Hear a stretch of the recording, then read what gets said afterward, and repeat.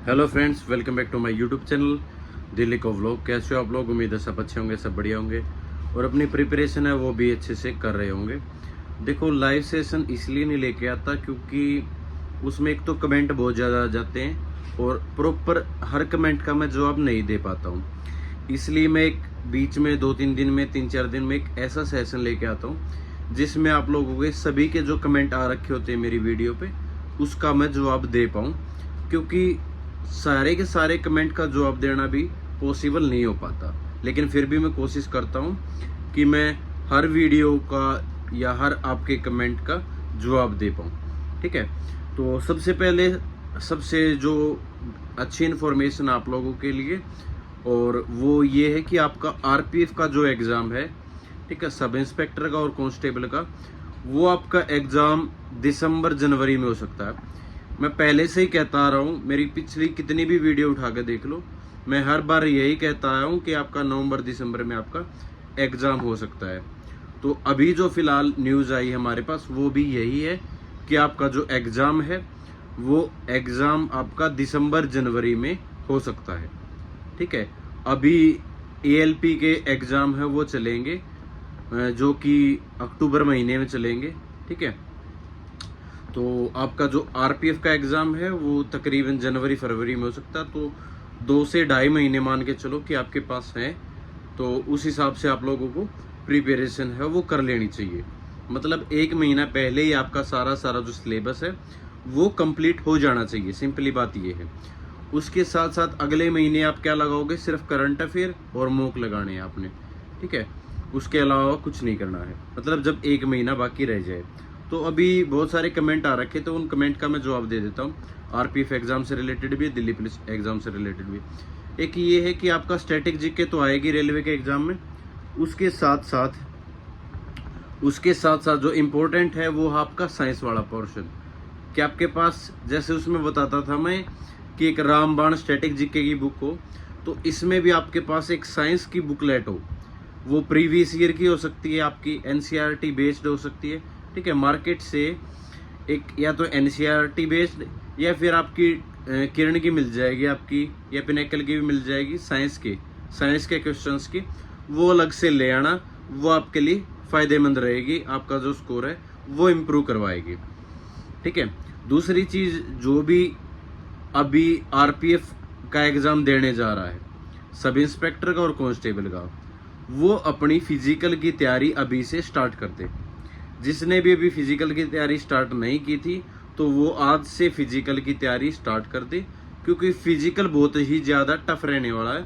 जैसा कि आप लोगों को पता है कि उसकी जो टाइमिंग है, ठीक है, कि आपका 5 मिनट 45 सेकंड में आपको रनिंग करनी है। 14 फीट आपका लॉन्ग जंप है।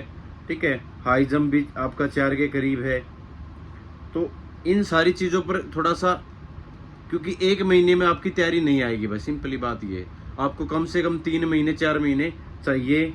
ठीक है, जिससे आप फिजिकल के अंदर भी, अब मान लो इतनी मेहनत अब कर जाओ, इस टाइम कर जाओ आप कि मैं अच्छा स्कोर करूंगा, और आपका अच्छा स्कोर हो भी जाए, मान लो, ठीक है, कि आप 90+ लेके आ गया, 100%, 100 के ऊपर आपका स्कोर आ गया और आपसे फिजिकल नहीं हो पाया, तो क्या फ़ायदा उस स्कोर का, ये बताओ। ठीक है, तो आपके जो साइंस के क्वेश्चंस हैं वो बुक से हो जाएंगे, किसी टीचर की ज़रूरत नहीं पड़ेगी आपको। ठीक है, तो मॉक टेस्ट वो लगाने आप स्टार्ट कर दो। मॉक टेस्ट आप ये मान लो अभी से भी लगा सकते हो, और अगर आपका सिलेबस हो चुका तो अभी लगा लो। सिलेबस नहीं हुआ तो सिलेबस जल्दी से ख़त्म करो और उसके बाद अपने मॉक लगाने स्टार्ट कर दो। ठीक है, क्रेजी जी के ट्रिक से आप करंट अफेयर है वो कर सकते हो, अच्छी पढ़ाते हो, मंथली करंट अफेयर है वो कर सकते हो। दूसरा ये आया था कि सर क्या करंट अफेयर 6 महीने की बहुत होगी? तो हाँ भाई, 6 महीने की बहुत होगी करंट अफेयर। ठीक है, 6 महीने के भी कर लोगे तो बहुत ही ज़्यादा आपको बेनिफिट देगी। ठीक है, और प्रीवियस ईयर बहुत ज़्यादा इंपॉर्टेंट रहते हैं। टीसीएस बेस्ड जितने भी आपके प्रीवियस ईयर हैं, ठीक है, लास्ट के 3-4 एग्जाम के, एएलपी के हों, टेक्नीशियन के हों, कि आरआरबी इसके हों, ठीक है, सब इंस्पेक्टर के, कांस्टेबल के, जो भी आपको मिले, सारे सारे प्रीवियस ईयर है वो जरूर कर लेना।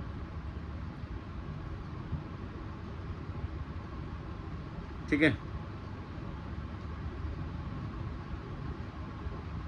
क्योंकि रेलवे ने ना अपना जो शेड्यूल है वो जारी कर रखा पहले से ही, उसके अब एग्जाम होने स्टार्ट हो गए। इसका मतलब जितने भी उसने एग्जाम कंडक्ट करवाने रेलवे ने वो अपने हिसाब से करवाती जाएगी लाइन वाइज। ठीक है, आप पहले मान लो ALP के, फिर टेक्नीशियन के, फिर आपके इसके हो सकते हैं सब इंस्पेक्टर कांस्टेबल के, फिर आपके NTPC के हो सकते हैं, उसके बाद आपके ग्रुप D के हो सकते हैं। इस तरीके से आपके जो एग्जाम वो चलेंगे। ठीक है, तो मैं और भी जो भी आपके कमेंट्स हैं वो देख लेता हूँ, वो उसके हिसाब से आप लोगों को बता दूंगा।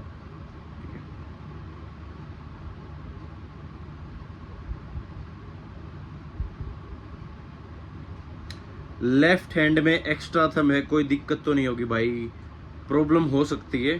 ठीक है, अगर आपके एक्स्ट्रा थंब है तो प्रॉब्लम हो सकती है मेडिकल के अंदर भाई, सिंपली बात ये है।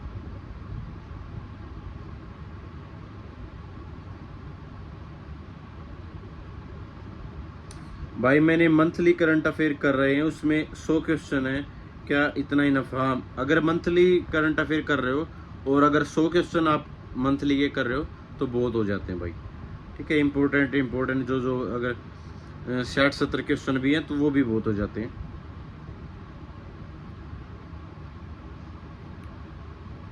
जो भी आपके पास बुक है वही बुक रखना बाकी और।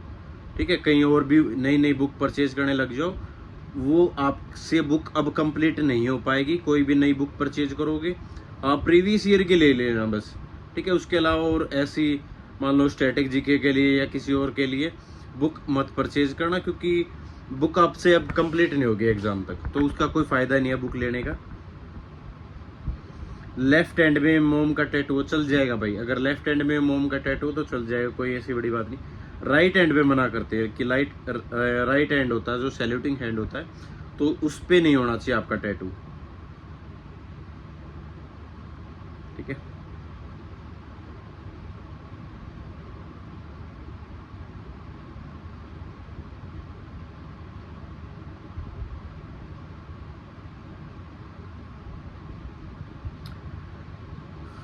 तो भाई और तो क्या है, मैथ के लिए पूछ रहे हैं बच्चे कि मैथ कहाँ से करें, RPF SSC GD Delhi police. देखो यार, अब टाइम है कम, तो आप क्लासेस ही देख लो, राहुल देसवाल सर हैं, ठीक है, वहाँ से कर सकते हो, या फिर और आपके राहुल सर यहाँ पे RWA पे भी हैं, वहाँ से आप क्लासेस देख सकते हो। ठीक है, कहीं से भी आप क्लासेस लगा लेना, जितनी भी आप लगा सकते हो, और प्रीवियस ईयर है वो कर ले जाना। ठीक है, क्योंकि अभी बैच परचेज करने का फ़ायदा है नहीं भाई, क्योंकि आपके पास 2 महीने या 2.5 महीने हैं, तो 2.5 महीने में बैच भी कंप्लीट नहीं होगा और आपसे तैयारी भी नहीं हो पाएगी।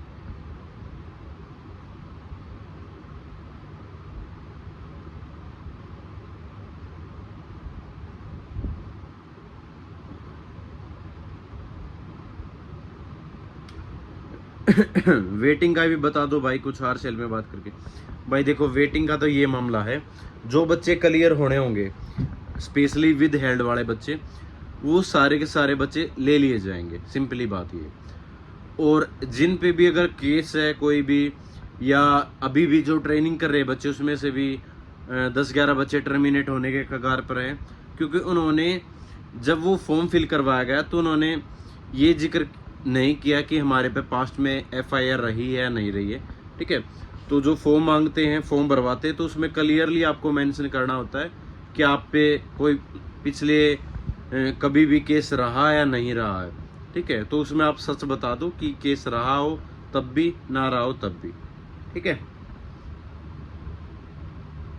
सर मेरा एक टीथ निकला हुआ तो मेडिकल हो जाएगा भाई, इतना ज़्यादा हार्ड मेडिकल नहीं होता, ना रेलवे का होता है ना दिल्ली पुलिस का होता है, सिर्फ आर्मी का ही टफ रहता है, बाकी और जो आपके मेडिकल होते हैं वो ज़्यादा टफ नहीं रहते।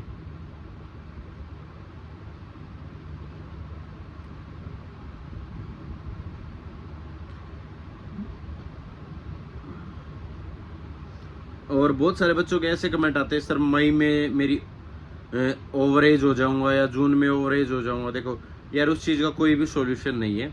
ठीक है, एग्जैक्ट जब आपका नोटिफिकेशन आ जाएगा उसी डेट से पता चलेगा, तभी पता चलेगा कि आपकी जो किस डेट से वो लेंगे, 1/1/25 से लेंगे या जिस दिन नोटिफिकेशन आया उस दिन से लेंगे।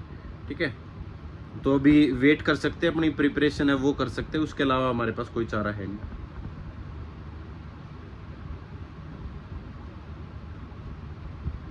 भाई घटना चक्कर मेरे को तो इतनी अच्छी लगी नहीं। कुछ ने घटना चक्कर के बारे में पूछा था कि कैसी बुक है, तो मैं जो अच्छी बुक थी, ठीक बुक थी, उसके बारे में मैंने बता दिया था भाई, ठीक है। बाकी अब घटना चक्कर के बारे में पूछ रहे हो तो मेरे को तो इतनी कुछ खास बुक लगी नहीं।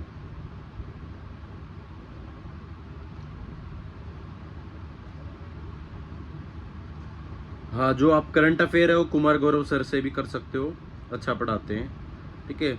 जीएस नवीन सर से, ठीक है।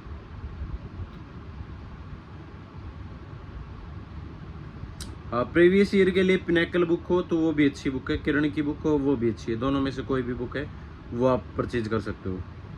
स्टैटिक जीके के लिए आप रामबाण ज़्यादा बेनिफिट रहेगा आप लोगों के लिए।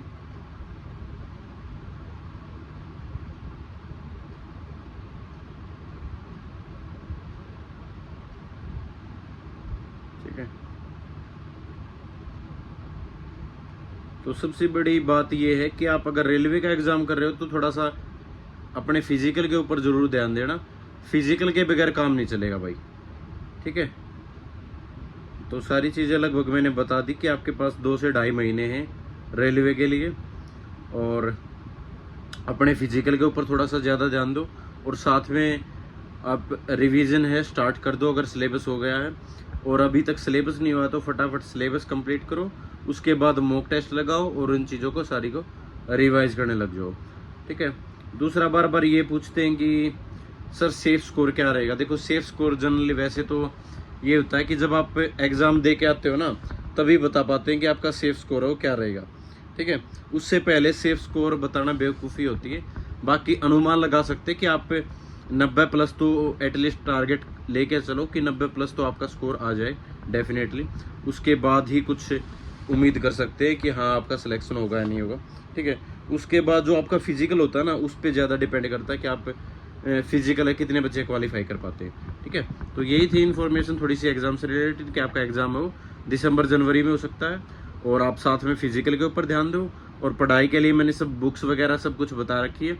आपका 50 नंबर की जीएस रहने वाली है, 35 नंबर की आपकी रीजनिंग, 35 का आपका मैथ। तो रीजनिंग और मैथ में आपका नंबर नहीं कटना चाहिए, कम से कम 65 नंबर तो एटलीस्ट लेके आओ। उसके बाद आप जीएस में स्कोर करो, तब आपका ओवरऑल स्कोर है वो अच्छा जाएगा, और तब आप जो आपका सिलेक्शन है उसकी तरफ अग्रसर हो पाओगे, ठीक है। तो आज के लिए थोड़ा सा इन्फॉर्मेटिव वीडियो यही थी, और आगे नेक्स्ट वीडियो के लिए आप चैनल से जुड़े रहो। तो तब तक के लिए थैंक यू सो मच। जय हिंद सभी को, नमस्कार।